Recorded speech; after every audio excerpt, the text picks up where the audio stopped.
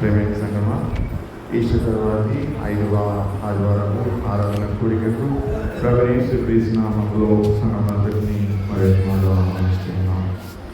ఉదయకాల సమయంలో మనకు ఇవ్వబడిన పాఠ్యభాగాన్ని మనము ధ్యానం చేసిన సందర్భంలో పరిశుద్ధ గ్రంథము మనకు దేవుని భక్తిని గురించి మనకు తెలియజేస్తూ ఉంది. ఈ లోకంలో మన భక్తి మనకు సంతోషాన్ని ఇస్తుంది. కొన్ని సందర్భాల్లో మన భక్తి ఇతరులకు సంతోషాన్ని ఇస్తుంది. అయితే ఆ భక్తి దేవునికి ప్రీతిపాత్రంగా ఉందా లేదా, దేవునికి సంతోషకరంగా ఉందా లేదా అనే అంశాన్ని పరిశీలించుకోవడానికి పరిశుద్ధ గ్రంథం ఉదయకాలం సమయంలో మనతో మాట్లాడుతుంది. యాకోబు రాసిన పత్రిక 1వ అధ్యాయము 27వ వచనాన్ని మనం చదువుతున్న సందర్భంలో యాకోబు భక్తుడు తండ్రి అయిన దేవుని ఎదుట పవిత్రమును నిష్కలంకమునైన భక్తి అంటాడు. తండ్రి అయిన దేవుని ఎదుట పవిత్రమును నిష్కలంకమునైన భక్తి, పవిత్రమును అని అంటూ ఉన్నాడు. పవిత్రము అనే పదానికి మూల భాషలో మనం చూసుకుంటే శుద్ధి అనే మాట ఉపయోగించబడుతుంది. కథారోస్ అంటే పాత నిబంధన గ్రంథంలో శుద్ధీకరణ ఆచరణ జరుగుతూ ఉంటుంది. ఒక వ్యక్తి అపవిత్రమైనప్పుడు ఆ వ్యక్తి మీద శుద్ధీకరణ జలం అనేది ప్రోక్షించబడవలసిన అవసరం ఉంటుంది. శుద్ధీకరణకు పాత నిబంధన గ్రంథం చాలా ప్రాముఖ్యత ఉంది. ఒక వ్యక్తి దేవుని పరిస్థితి మండలంలో ప్రాముఖ్యంగా దేవుని రాజ్యంలో చేరాలి అని అంటే ఆ వ్యక్తి పరిశుద్ధుడై ఉండాలి, శుద్ధుడై ఉండాలి, వాక్యానుసారంగా శుద్ధుడై ఉండాలి. అలాగే నిష్కళంకమైన భక్తి కలిగి ఉండాలంట. నిష్కళంకం అని అంటే ఎటువంటి మచ్చ లేనిది అని అర్థం, ఎటువంటి కల్మషం లేనిది అని అర్థం. పరిశుద్ధ గ్రంథము ఈ రీతిగా మనతో మాట్లాడుతూ ఉంది. మన భక్తి మొట్టమొదటిగా పవిత్రమైనదిగా ఉండాలంట, రెండవదిగా నిష్కళంకమైనదిగా ఉండాలంట. వీటిని గురించి దేవుడు మనతో మాట్లాడుతూ ఉన్నాడు. అయితే 22వ వచనాన్ని మనం ధ్యానం చేస్తున్న సందర్భంలో భక్తుడు ఏమని మాట్లాడుతూ ఉన్నాడంటే, మీరు వినువారు మాత్రమై ఉండి అంటున్నాడు. మీరు అనగా విశ్వాసులు, సంఘ విశ్వాసులు, క్రీస్తునందు విశ్వాసం ఉంచిన వారు, ఆలయమునకు వచ్చేవారు. ప్రియమైన సంగమా, మీరు వినువారు మాత్రమై ఉండి, వినువారు మాత్రము అంటే మనకు వింటూ ఉన్నాము అంతవరకు మాత్రమే అనర్థం. మనకు వినువారు మాత్రమై ఉండి అని అంటున్నాడు. ప్రియమైన సంగమా, మన జీవితాల్లో దేవుని వాక్యాన్ని మనము వింటూ ఉంటాము. వినాలి, వాక్యం వినడం వలన మనకు విశ్వాసం అనేది మనకి కలుగుతూ ఉంటుంది. రోమపత్రిక 10వ అధ్యాయంలో 17వ వచనంలో అపోస్తలుడైన పౌలు రోమ సంఘానికి రాస్తున్న మాట అది. వినడం వలన విశ్వాసం కలుగుతుందంట, వినుట క్రీస్తుని గురించిన మాట అయి ఉండాలంట. కాబట్టి మనం ఏమి వింటున్నామో జాగ్రత్త సుమా అని చెప్పి మార్క్స్ 4వ అధ్యాయం 24వ వచనంలో యేసు ప్రభు ఆయన తన చుట్టూ ఉన్న జన సమాజంతో ఆయన మాట్లాడుతూ ఉన్నాడు. మనం ఏమి వింటున్నామో మన గురించి మనమే జాగ్రత్త పడాలని ప్రభు తెలియజేస్తున్నాడు. ఉదయకాల సమయంలో భక్తుడు కూడా మనకు అదే మాటను మనకు తెలియజేస్తున్నాడు. మీరు వినువారు మాత్రమై ఉండి మిమ్మల్ని మీరు మోసపుచ్చుకోకుండా వాక్య ప్రకారమును ప్రవర్తించేవారు అని అంటూ ఉన్నాడు. 21వ వచనాన్ని మనం జ్ఞాపకం చేసుకుంటే భక్తుడు మనం ఏమి వింటూ ఉన్నామో దాని గురించి అక్కడ మాట్లాడుతూ ఉన్నాడు.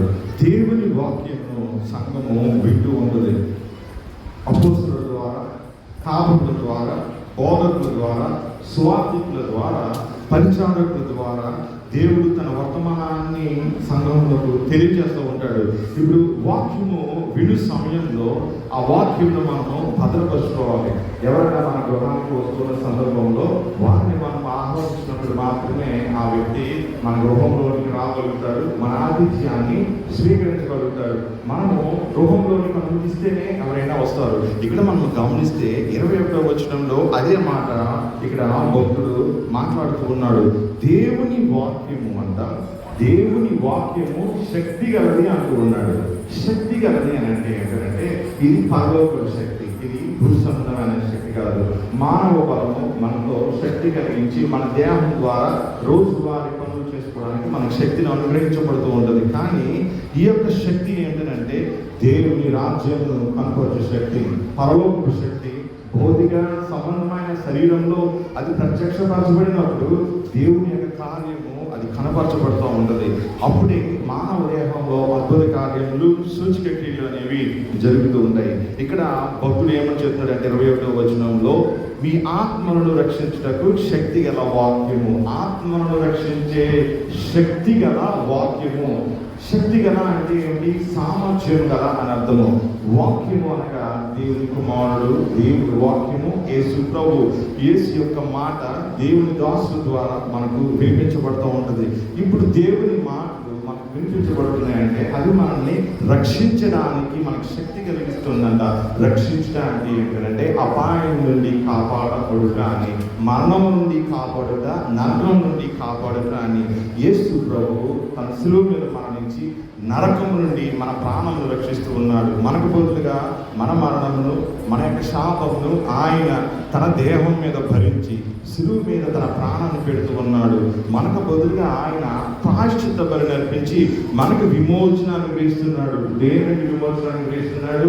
నరకం అనే దాసత్వం నుండి, నరకం అనే ఘోర యాత్ర నుండి యేసు ప్రభు మనకి విమోచన అనుగ్రహిస్తున్నాడు. రక్షణ అంటే ఏంటి? నేను రక్షించబడ్డాను అని మనం చెప్తే అది ఏ విధంగా సాధ్యం, ఏ విధంగా నిరూపించబడుతుంది అంటే, మనం దేవుని కుమారుని యందు విశ్వాసం ఉంచినప్పుడు మనము రక్షించబడతాం అనే పరిస్థితి గ్రంథం మనకి తెలియజేస్తుంది. ఎలా రక్షించబడతాం? ఆయన బోధ యందు మన విశ్వాసం ఉంచాలి, ఆయన మాటల యందు మన విశ్వాసం ఉంచాలి. ఆయన నా ప్రభు, నా కొరకు మరణించాడు, ఆయన తిరిగి లేచాడు, ఆయన ఆరోహణమయ్యాడు, ఆయన తిరిగి వస్తాడు. ఎవరైతే ఈ సువార్తను విశ్వసిస్తారో వాళ్ళందరూ కూడా యేసు క్రీస్తు ద్వారా వారు రక్షించబడుతూ ఉంటారు. ఇప్పుడు దేవుని వాక్యములకు రక్షించే శక్తి ఉంది. ఆ రక్షించే శక్తి దేనిని రక్షిస్తుందంట?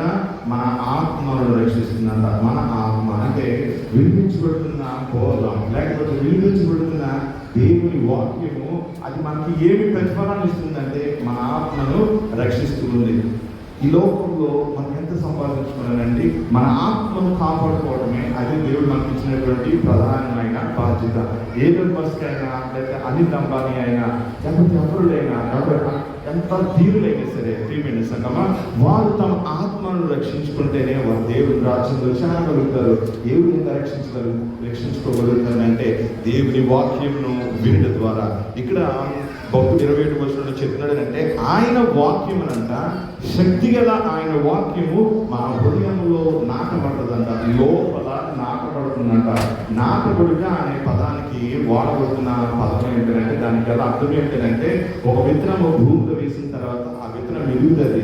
ఇప్పుడు ఇంప్లాంట్ అనే మాట మనం వింటూ ఉంటాం. దేహంలో సంబంధం కాని దాన్ని, అంటే బయటి ప్రపంచం దాన్ని లోపల దేహంలో పెట్టినప్పుడు ఆ యొక్క వస్తువు ఒక వ్యక్తికి జీవమును అనుగ్రహించగలుగుతుంది, సాంత్వమును అనుగ్రహించగలుగుతుంది. ఒక వస్తువు దేహంలో అమర్చబడిన తర్వాత అది చిన్న పరికరమైనా సరే ఆ మనిషి సుఖంగా జీవించడానికి, ఆయుష్తో జీవించడానికి కారణమవుతూ ఉంటుంది. ఇప్పుడు దేవుని వాక్యము మధ్యమైన మన దేహంలో, మన హృదయంలో అది నాటబడినప్పుడు అది ఏం చేస్తుందంటే మన హృదయం అంతటినీ కూడా దేవుని స్వభావం వల్ల మారుస్తుంది. దేవుని రాజ్య పోలికను అది మనకు కలుగు చేస్తూ ఉంటుంది. దేవుని స్వరూపంలోనికి అది మనల్ని నడిపించగలుగుతూ ఉంటుంది. అందుకనే వాక్యం బోధించబడుతూ ఉన్నప్పుడంట మనం సాత్వికంతో ఆయన వాక్యం అంగీకరించాలి అంటున్నాడు. సాత్వికము అని అంటున్నాడు. మత్తయి సువార్త 11వ చివరి వచనంలో 2వ వచనం మనం చదువుతున్న సందర్భంలో ప్రభు ఆయన చెప్తూ ఉంటాడు కదా, నేను సాత్వికం గలవాడు దీనుడు అంటాడు. కాబట్టి నా కాడి ఎత్తుకొని నా ఆయన నేర్చుకుని అప్పుడు మీ ప్రాణములకు విశ్రాంతి దొరుకుతుంది. అంటే ఇప్పుడు యేసు ప్రభు సాత్వికము, ఆయన సాత్వికంలో పోలి మనం నడుచుకున్నప్పుడు మనము ఆయన కాడిని మనం ఎత్తుకునే వారు అవుతాము. అనగా ఆయన వాక్యంలో మన హృదయంలోనికి మనం తీసుకునే వారు అవుతాము. ఇక్కడ ఏమంటూ ఉన్నాడంటే 21వ వచనం చివరిలో, సాత్వికంతో ఆయన వాక్యమును అంగీకరించి అంటున్నాడు. అంగీకరించడం అనే పదానికి మూల భాషలో అర్థం ఏంటంటే ఆహ్వానించి అని అర్థము. ఆహ్వానించాలి. ఇందాక చెప్పాను కదా, ఒక వ్యక్తిని మన గృహంలోకి ఆహ్వానించినప్పుడు మాత్రమే ఆ వ్యక్తి ఇంట్లోకి రాగలుగుతాడు. అలాగే దేవుని వాక్యం వాక్యం బోధించబడుతున్నప్పుడంట మన హృదయము ఆ వాక్యమును ఆహ్వానించినప్పుడు ఎలాగ ఆహ్వానించాలంట? సాత్వికంతో ఆహ్వానించమని ఇక్కడ ప్రభు చెప్తున్నాడు. అపోస్తలుడైన పౌలు కూడా ఏమంటూ ఉన్నాడంటే సాత్వికులై ఉండమని చెప్తూ ఉన్నాడు. హృదయంలో ఒకటి సాత్వికులైండి అని అంటూ ఉన్నాడు. ప్రియమైన సంగమా, ఇప్పుడు 22వ వచనానికి వస్తే ఏమంటూ ఉన్నాడు? మీరు వినువారు మాత్రమే ఉండి. మనం సాత్వికంతో విన్నప్పుడు మనం ఏం చేయగలుగుతాము? క్రీస్తుని పోరు నడుచుకోగలుగుతాము. అయితే భక్తుడు 22వ వచనంలో వినువారు అనే మాటను ఉపయోగిస్తున్నాడు. మీరు వినువారు మాత్రమే ఉండి మిమ్మల్ని మీరు మోసపుచ్చుకోనకుండా, ఇక్కడ వాడిన పదానికి మోసపుచ్చుకోవడం అనే పదానికి దారి తప్పుట అని అర్థము. ప్రియమైన సంగమా, మనము వింటూ ఉన్నాము అని మనం మోసపుచ్చుకుంటున్నామేమో, లేకపోతే మనకంటూ బౌండరీస్ పెట్టుకుంటూ ఉన్నాం మన హృదయానికి. కొన్ని సందర్భాల్లో కొన్ని మాటలు, దేవుడి మాటలు మనకి మన హృదయంలో చొచ్చుకుని వెళ్తున్న సందర్భంలో అవి కొన్ని సందర్భాల్లో విశ్వాసానికి బాధ కలిగిస్తూ ఉంటాయి. ఈ మాటలు నాకు బాధ కలిగిస్తున్నాయి, ఈ వాక్యం నాకు బాధ కలిగిస్తుంది. ఎందుకంటే గతంలో ఏదో ఒక తప్పు చేస్తుంటారు. ఆ తప్పు చేసిన సందర్భంలో ప్రభు నీతో మాట్లాడే సందర్భంలో నీవు సాత్వికతను కనుగొచ్చి, అవును ప్రభు నేను తప్పు చేశాను అని నీ కాడిని నీ మెడను ఉంచి దేవుడి వాక్యం నీ కాడు నీ మెడ మీద పెట్టినప్పుడు నీ ప్రాణం కానీ విశ్రాంతిని ఇవ్వగలుగుతూ ఉంటుంది. ఆ విధంగా కాకుండా నేను తప్పు చేయలేదు అనుకుంటా మన హృదయాన్ని మనం కఠినపరుచుకున్నామంటే అది రాతి నేలను కోరిన హృదయంగా ఉంటుంది. కానీ సారవంతమైన నేల ఏ విధిగా ఉంటుందంటే వాక్యమును హృదయంలోనికి తీసుకుంటుంది. అందుకనే విద్వాన్ ఉపమానంలో 4 రకాల నేలను గురించి ఆయన చెప్తూ ఉన్నాడు. ముళ్ళ పదంలో విత్తనమైన సంతోషంతో అంగీకరిస్తుందంట కదండి. వాక్యం చెప్పబడినప్పుడు సంతోషంతో అంగీకరిస్తుంది వాక్యం. కానీ ఐహిక విచారములు, ఈ లోక సంబంధమైన విచారములు, ధనవ్యామోహములు, లేకపోతే కష్టములు, ఇవన్నీ కూడా ఆ విత్తనములు అనగా దేవుని వాక్యంని ఎదగనీయకుండా అణిచివేస్తూ ఉంటాయి. శ్రమలు, కష్టములు అనేవి దేవుని వాక్యంలో హృదయంలో అణిచివేస్తూ ఉంటాయి. రాత్రి నేల అయితే కఠినంగా కలిగినటువంటిది. అయితే ప్రభు మనల్ని సాత్వికంతో దేవుని వాక్యాన్ని అంగీకరించమంటున్నాడు, ఒప్పుకోమంటున్నాడు. ఎవరైతే ప్రభుని లోకంలో ఒప్పుకుంటారో వారిని ప్రభు పరలోకంలో తండ్రి ఎదుట దేవుని ఎదుట కూడా ఒప్పుకుంటాడంట. అంటే ఇక్కడ నువ్వు క్రీస్తుని అంగీకరించగలిగితే పరలోకంలో ఆయన నిన్ను అంగీకరించగలుగుతాడు. ఇక్కడ క్రీస్తు అన్న వాక్యం నీ హృదయంలోకి ఆహ్వానించగలిగితే పరలోకంలో ఆయన కీర్తినన్న తన రాజ్యంలోనికి ఆయన నిన్ను ఆహ్వానించగలుగుతూ ఉంటాడు. భక్తుడు ఏమంటాడంటే 22వ వచనంలో మీరు వినువారు మాత్రమే మిమ్మల్ని మీరు మోసపుచ్చుకోనకుండా వాక్య ప్రకారము ప్రవర్తించువారనైండి. ఇక్కడ ప్రవర్తించుట అనే మాట ఉపయోగిస్తున్నాడు. ప్రవర్తించుట అనే మాట ఏంటంటే మనకు ఒక గమ్యం చేరాలంటే ప్రయాణం సాగించాలి. ఆ గమ్యం చివర మనకు ఒక ముగింపు అనేది ఉంటుంది. ఇక్కడ ప్రవర్తించుట అంటే అది అర్థము. దేవుని వాక్యంలో మనము నడుస్తూ ఉన్నామంటే అది ఒక ముగింపు మనం తీసుకుని వెళ్తుంది, ఒక గమ్యానికి మనం తీసుకుని వెళ్తుంది. ఆ గమ్యం అవతల మనకి దేవుని రాజ్యం అనే స్థిర నివాసం ఉంటుంది. అందుకని ఇక్కడ ప్రవర్తించుట అంటున్నాడు. వాక్య ప్రకారం ప్రవర్తించుట అంటే వాక్యం అనే వెలుగులో మనం నడుచుకోవాలి. కీర్తన 19:105 మనం చూస్తే ఈ వాక్యం నా పాదములకు దీపము, నా త్రోవకు వెలుగు అయినది. ఆయన త్రోవలు, వాక్యం అనే త్రోవలో మనం నడిచినప్పుడు గమ్యం అనేది చేరడం. ఆ గమ్యము దేవుని రాజ్యము. మనం దేవుని రాజ్యం అనే మార్గంలో మనం ప్రయాణిస్తున్నాం. మనం మోసపుచ్చుకోకుండా దేవుని వాక్యముని వినువారుగా ఉండాలి. ఆయన వాక్య ప్రకారం ప్రవర్తించేవారిని ఏంటి అంటున్నాడు. 23వ వచనాన్ని మనం గమనిస్తే ఎవరైనాను అని అంటూ ఉన్నాడు. ఇక్కడ మనకి సంఘంలో ఎవరైనా సరే, పాస్టర్ గారైనా విశ్వాసులైనా ఎవరైనా సరే వాక్యమును వినువాడైంది, వాక్యమును బోధించేవారైనా వినువారైనా సరే దాని ప్రకారము ప్రవర్తించిన వాడైతే, వాక్యము బోధించేవారైనా వాక్యము వినువారైనా వాక్య ప్రకారము ఏమంటున్నాడు ప్రవర్తించిన వాడైతే వాడు అద్దములో తన సహజ ముఖమును చూసుకొని మనిషిని పోలి ఉన్నాడు. అద్దంలో తన సహజ ముఖమును చూసుకునే మనుషులు ఎలా ఉంటారు? ఇప్పుడు అద్దంలో ముఖం చూసుకుంటే మన ముఖం కనబడుతుంది. అద్దంలో దాటి మనం బయటకు వచ్చామంటే అద్దము గుర్తుండదు, ముఖం కూడా గుర్తుండదు. ప్రియమైన సంగమా, ఈ లోకంలో మన యొక్క భౌతిక జీవితంలో అది భక్తి జీవితం అనేది బయటికి కనబడుతున్నప్పటికీ ఆత్మీయ హృదయంలో నిజమైన భక్తి, నీతి గల దేవుని భక్తి లేకపోతే మనం ఏ రీతిగా అర్థంలో మన సహజ ముఖంలో చూసుకుంటామో ఆ రీతిగా మనం ఉంటామని ఇక్కడ భక్తుడు చెప్తూ ఉన్నాడు. నిజమే ప్రియమైన సంగమా. అందుకనే భక్తుడు ఏమంటూ ఉంటాడంటే మనం భక్తి గల వారు మనం చెప్పుకుంటే మన వాక్య ప్రకారం మనం నడుచుకోవాలి. వాక్య ప్రకారం మనం నడుచుకున్నప్పుడు అది మనని గమ్యంలోకి చేర్చినట్టుగా ఉంటుంది. ఈ లోకంలో ఎంత మనం జీవించినా, ఎంత దాన ధర్మములు చేసినా, ఎన్ని గొప్ప పనులు చేసినప్పటికీ కూడా నిజమైన భక్తిని మనం కలిగి జీవించాలంటే వాక్య ప్రకారం జీవించినప్పుడు మాత్రమే. అందుకనే భక్తులు అంటూ ఉన్నాడు, మనం మోసపుచ్చుకోవద్దు అంటున్నాడు. ఆ విధంగా చేయకుండా వాక్య ప్రకారం మనం నడుచుకోవాలంటూ ఉన్నాడు. వాక్య ప్రకారం మనం నడుచుకోకపోతే ఏమవుతుంది అంటున్నాడు, అద్దంలో తన సహజ ముఖంలో చూసుకొని మనిషిని పోలి ఉన్నాడు. మనిషిని పోలి ఉండుట అనే మాటని కూడా ఉపయోగిస్తున్నాడు. పోలి ఉండుట అంటూ ఉన్నాడు. ఈ మాట మీరు గమనిస్తే ఈ మాటను యేసు ప్రభు కూడా ఉపయోగిస్తూ ఉంటాడు. పోలి ఉండుట. యాకోబు యేసు ప్రభు యొక్క సహోదరుడు, అందుకనే యేసు ప్రభుకి సంబంధించిన కొన్ని మాటలనే ఆయన కూడా ఇక్కడ ఉపయోగిస్తూ ఉన్నాడు, పోలి ఉండుట అని. అయితే ప్రభు ఎప్పుడు కూడా ఒక మనిషిని పోలి ఉండమని చెప్తూ ఉన్నాడు అంటే ఆ మనిషి ఖచ్చితంగా మనల్ని దేవుని రాజ్యంలోకి నడుచుతూ మనకు మాటలు చూపించే వ్యక్తి అయి ఉంటాడు. ప్రియమైన సంగమా, ఇక్కడ చూపించబడుతున్న వ్యక్తి లోక సంబంధమైన వ్యక్తి.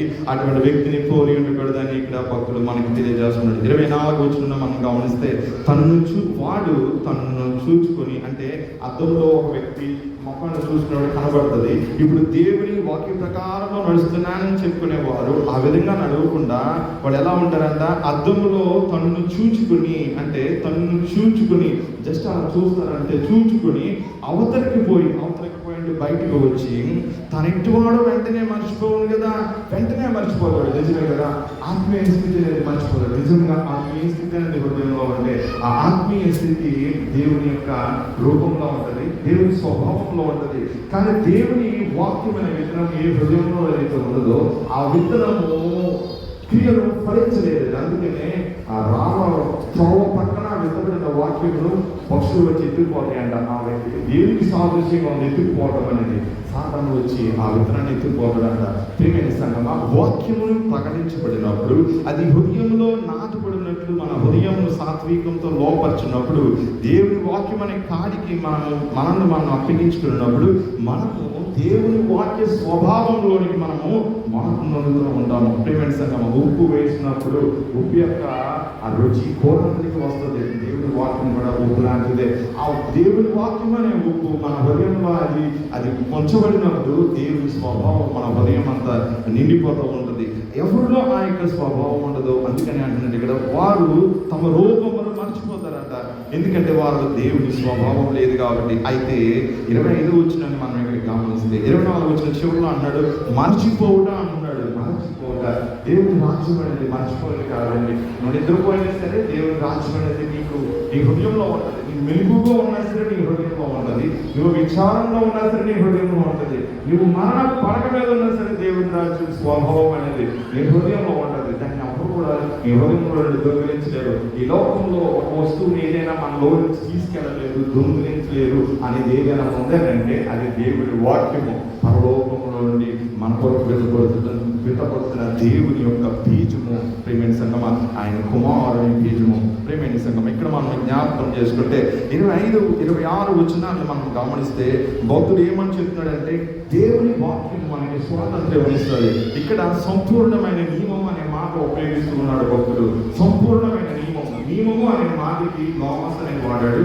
ధర్మశాస్త్రం అనే నూతన నిబంధనలో ఆ పదానికి తర్జుమా చేయబడింది. కానీ ఇక్కడికి వచ్చేటప్పటికి నియమము అనే మాటనే వాడుతూ ఉన్నాడు. వాస్తవానికి ధర్మశాస్త్రం అని కాదండి, చట్టము అని చెప్పి దాన్ని తర్జుమా చేయాలి. చట్టం అని. ఇప్పుడు ధర్మశాస్త్రం మనకి సరైన త్రోవను చూపుతుంది. ధర్మశాస్త్రం అంటే ఏంటి? పాత నిబంధనలో తోరా అంటారు. తోరా అంటే 10 ఆజ్ఞలు, దేవుని యొక్క మార్గము, చట్టము అని అర్థము. ప్రియమైన సంగమా, ఇక్కడ మనము జ్ఞాపకం చేసుకుంటే ఆ 10 ఆజ్ఞలు మనకు ఆ మొదటి 5 గ్రంథాల్లో మనకు ఆ సంపూర్ణ చరిత్రలో ఇమిడిపోయి మనకు అందించబడుతూ ఉన్నాయి. ఇక్కడ మనం గమనిస్తే ధర్మశాస్త్రము లేకపోతే దేవుని వాక్యము అది సంపూర్ణత కలిగినది అంటూ ఉన్నాడు. సంపూర్ణత అంటే అందులో అసంపూర్ణత లేదు, ఎటువంటి కొరత లేదు, ఎటువంటి లోటు లేదు, ఎటువంటి మచ్చ లేదు, ఎటువంటి లోపము దేవుని వాక్యంలో లేదు. అందుకని అన్నాడు దేవుని వాక్యం సంపూర్ణమైనది. అది సంపూర్ణమైనది కాబట్టి మనకు స్వాతంత్ర్యం ఇస్తుందంట. స్వాతంత్రం ఇవ్వడం అంటే ఏమిటి? బానిసత్వం నుండి విడుదల, బానిసత్వం నుండి సంపూర్ణ విడుదల, విమోచన అని అర్థము. ప్రియమైన సంగమా, నరకం అనే దాసత్వం నుండి, పాపం అనే కాడి నుండి దేవుని వాక్యము మనకు విడుదల అనుగ్రహిస్తుంది. ఎప్పుడు విడుదల అనుగ్రహిస్తుంది అని అంటే మనం దేవుని వాక్యం మన హృదయంలో చోటించినప్పుడు వాక్యం దేవాలయ తలుపులు తెరిచి ఉంచబడ్డాయి, కిటికీలు కూడా తెరిచి ఉంచబడ్డాయి. ఇప్పుడు మనం దేవాలయ ద్వారాలలో కూడా మనం లోనికి ప్రవేశించినప్పుడు ఆలయంలో మనం ప్రవేశించగలుగుతున్నాం. ఎందరైతే ఆయన ఆలయంలో ప్రవేశించగలుగుతారో వారు దేవుని వాక్యం వినగలుగుతూ ఉంటారు. అలాగే ఎందరికి హృదయంలోనైతే దేవుని వాక్యంలో ద్వారాలు తిరుగుబడి ఉంటాయో వారి హృదయంలో స్వాతంత్రం అనే నియమము అక్కడ పనిచేస్తూ ఉంటుంది. ప్రియమైన సంగమా, ఇక్కడ ఏమంటూ ఉన్నాడంటే ఒక వ్యక్తి దేవుని వాక్యమును విని స్వాతంత్రం పొంది అనగా పాపములను విడుదల పొంది విమోచింపబడి రక్షించబడినప్పుడు ఇప్పుడు ఆ వ్యక్తి దేవుని వాక్యములో నిలువబడి తేరి చూస్తూ ఉంటాడంట. దేవుని తేరి చూస్తూ ఉంటాడు, ఆయన ఆజ్ఞలను తేరి చూస్తాడంట. ఆయన ఆజ్ఞలు మనకు వెలుగు కలుగు చేస్తూ ఉంటాయంట. ప్రియమైన సంగమా, ఆయన ఆజ్ఞలు మనకి త్రోవను కలుగు చేస్తూ ఉంటాయి. ఇప్పుడు ఆయన ఆజ్ఞల్లో మనం నిలవబడి ఉన్నాము అని అంటే మనం ఆయన వాక్యంలో మనం నిలుకడగా అనగా నిలిచి ఉన్నాము అని అర్థము. ఇక్కడ నిలుకడగా ఉండువాడు అని మాట రాయబడుతూ ఉంది. నిలుకడగా ఉండడం అంటే ఇక ఎన్నడూ ఆ వ్యక్తి పడిపోడు, విశ్వాసంలో పడిపోడు, పాపంలో పడిపోడు. ప్రియమైన సంగమా, దేవుని స్వాతంత్ర్యం పొందిన వాడు, వాక్యము వలన విడుదల పొందిన వాడు ఆ వాక్యమును తేరి చూస్తూ ఉంటాడంటే వాక్యమును తేరి చూచుట అంటే ఏంటి? యేసు ప్రభువును తేరి చూచుట అని అర్థము. యోహాను రాసిన మొదటి పత్రికలో మొదటి వచనంలో మొదటి అధ్యాయం మొదటి వచనంలో మాట్లాడాడు, జీవ వాక్యమును కూర్చున్నది ఆది నుండి ఏది ఉండినో. జీవ వాక్యమును కూర్చున్నది ఆది నుండి ఏది ఉండినో, మేమేది వింటిమో, ఏది కనులారా చూచితుమో, ఏది నిదానించి కనుగొంటుమో, మా చేతులు దేనిని తాకి చూచెనో అది మీకు తెలియజేస్తున్నాము. ఆ జీవము ప్రత్యక్షమాయను కనిపించిందంట. ఆ జీవము ప్రత్యక్షమాయను తండ్రి వద్ద నుండి మాకు ప్రత్యక్షమైన ఆ నిత్య జీవమును మేము చూచి ఆ జీవమును గురించి సాక్ష్యం ఇచ్చుచు దానిని మీకు తెలియపరుచుతున్నాము అంటూ మాట అంటున్నాడు యోహాను. మాతో కూడా మీకును సహవాసం కలిగినట్లు మేము చూచిన దానిని వినిన దానిని మీకును తెలియజేస్తున్నాము. యేసు ప్రభు శిష్యులు ఆయనలో ఉన్నారు. ఆయన ఎవరు? వాక్యము, జీవ వాక్యము. ఆది యందు ఉన్నాడంట ఆయన. ఆది యందు వాక్యములను, వాక్యం ఎక్కడ ఉన్నాడు? దేవుని యందు ఉన్నాడు. ఆ వాక్యము దేవుడు ఏంటంటే యోహాను మొదటి రాస్తూ ఉన్నాడు.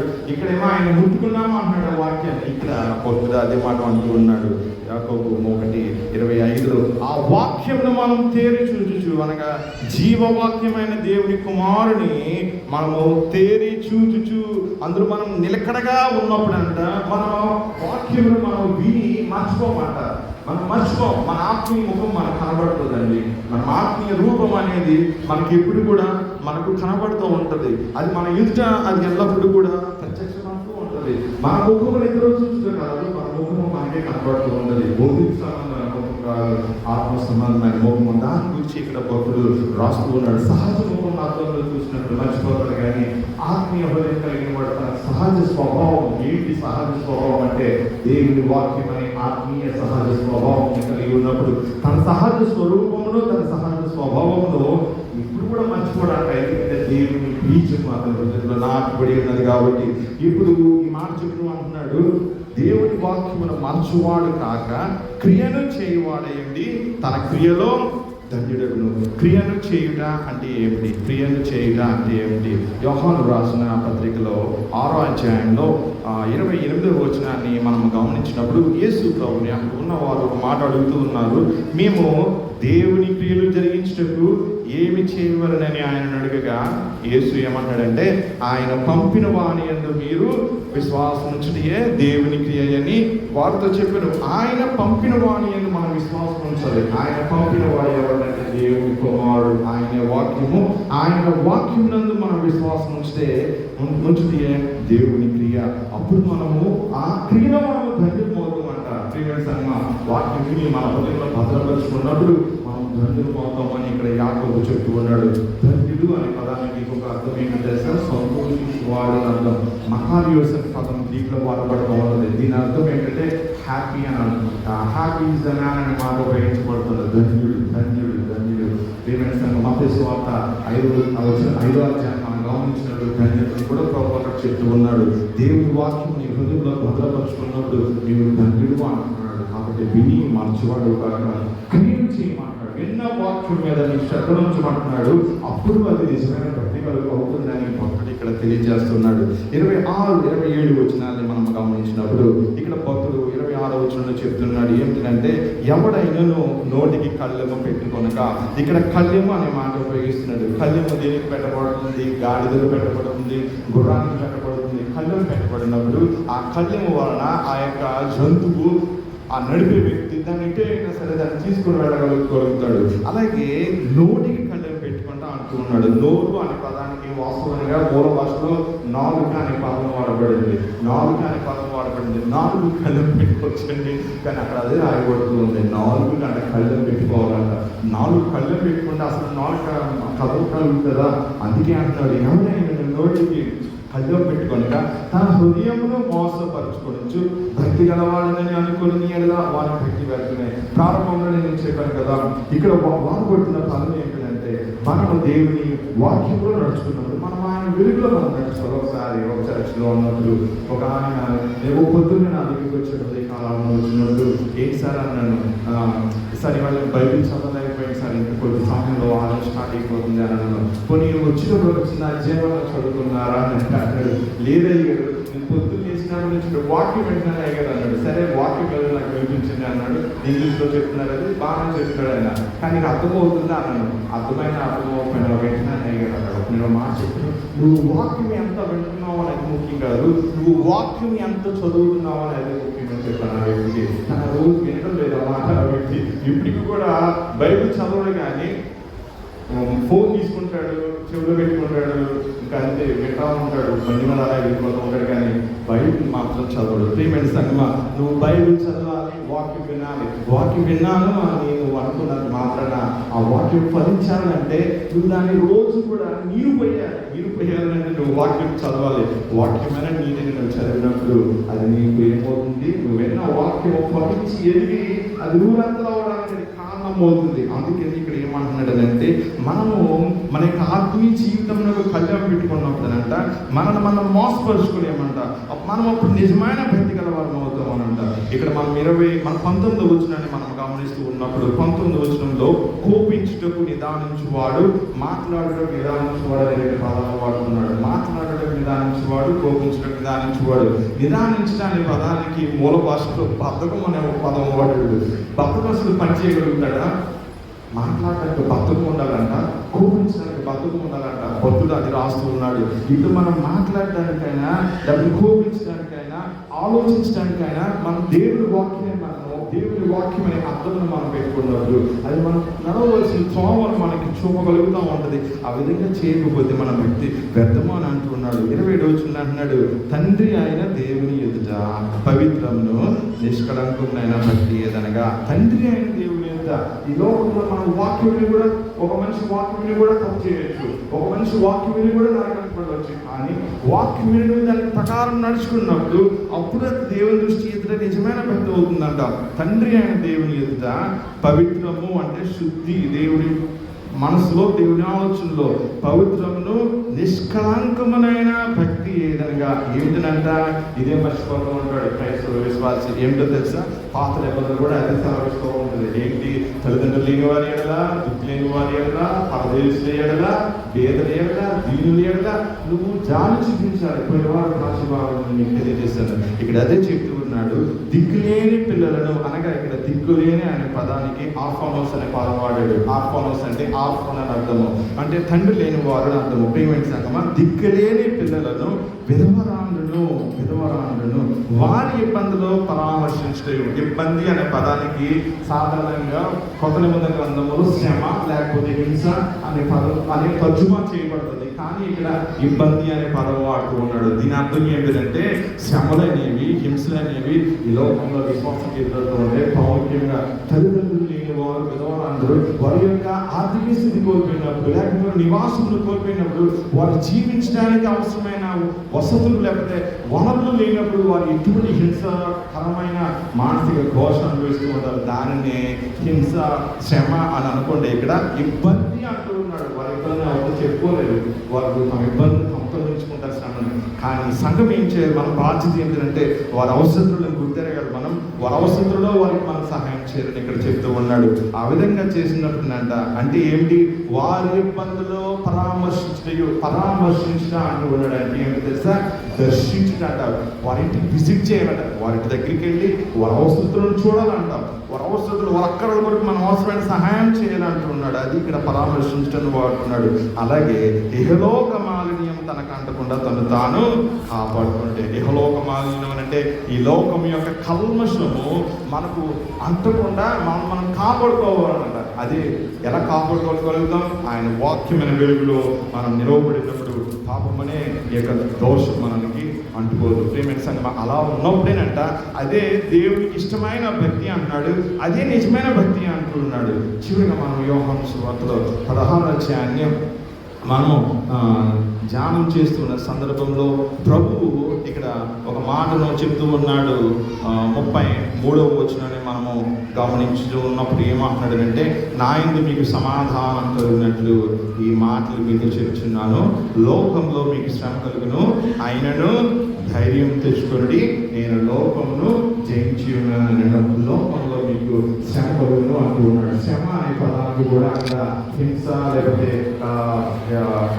ఇబ్బంది అనే మాట ఉపయోగించబడుతూ ఉంటుంది. దీనికి సగమ విశ్వాసంలో శ్రమలు ఉంటాయి, కష్టాలు ఉంటాయి, ఇబ్బందులు ఉంటాయి. కానీ ప్రభు ఆరోహణమైనాడు. ఆయన ఆరోహణమైనాడు. ఆయన మనకు తన పరిశుద్ధాత్మను ఆదరణ కలిగిస్తానంటూ ఉన్నాడు. మనం ఆయన ఏమడిగినా ఇస్తానంటూ ఉన్నాడు. ఆయన నామం ఏమడిగిన ఇస్తానంటున్నాడు. తండ్రిని మనము ఏమడిగినా ఆయన పేరట మనం ఇస్తానన్నాడు. ఇంతవరకు మనం ఏం అడగలేదు, ఇక ముందు అడిగినప్పుడు ఆయన ఇస్తాను అని చెప్తున్నాడు. విశ్వాసం ఈ లోకంలో మనం జీవిస్తూ ఉన్నాము. మన యొక్క అవసరతలు అక్కల కొరకు ఈ భూమి మీద భూ సంబంధమైన వాటి మీద మన మనసు వచ్చినప్పుడు అవి మనకు పొందలేకపోవచ్చు. కానీ దేవుని యొక్క వాక్యమైన వెలుగులో నడిచినప్పుడు దేవుడు అనుగ్రహిస్తాడని చెప్తూ ఉన్నాడు. అలాగే విశ్వాసానికి శ్రమ అనేది ఉంటుందా అంటూ ఉన్నాడు. అయితే ప్రభు చెప్తున్నాడు, ధైర్యం తెచ్చుకోమంటున్నాడు, లోకంలో జయించి ఉన్నాడు అంటున్నాడు. ఈ లోకంలో ప్రభు శ్రమపడే రీతిగా విశ్వాసి కూడా శ్రమపడవలసి ఉంటుంది. అయితే ప్రభు జయించిన రీతిగా విశ్వాస కూడా జయిస్తాడని అంటున్నాడు. ఎప్పుడు జరుగుతుంది ఎందుకంటే నువ్వు వాక్య ప్రకారం నడుచుకున్నప్పుడు, వాక్యమైన వెలుగులో నిలబడినప్పుడు, ప్రాథమికంగా నువ్వు వాక్యమైన వెలుగులో నిలబడి నిజమైన భక్తిని కలిగి జీవిస్తూ దేవుని యొక్క స్వభావంలో నీ హృదయంలో నింపుకొని ఆ విధంగా వాక్యములను తేరి చూసినప్పుడు అప్పుడు అది నిజమైన భక్తి అవుతుంది అన్నాడు. అలాగే ఇహలోక మానవుడు నీకు అంటకుండా దిక్కు లేని వారి ఎడలా, ఆ విధవరాన్ని ఎడలా, తల్లిదండ్రులు లేని వారి ఎడలా జాలి చూపమని చెప్తున్నాడు. వారి అవసరంలో సహాయం చేయమన్నాడు. అప్పుడు అది నిజమైన భక్తి అని దేవుడు అంగీకరిస్తాడంటారు. మరి ఆ రీతిగా చేయడానికి పరిశుద్ధాత్మ దేవుడు మనందరికీ సహాయం చేసి ఇచ్చిన చేయడానికి మనం నడిపించింది కాక సమస్త జ్ఞానం ఇచ్చిన దేవుని సమాధానం యేసుక్రీస్తు వలన మీ హృదయంలో తమములకు కావాలి కాక.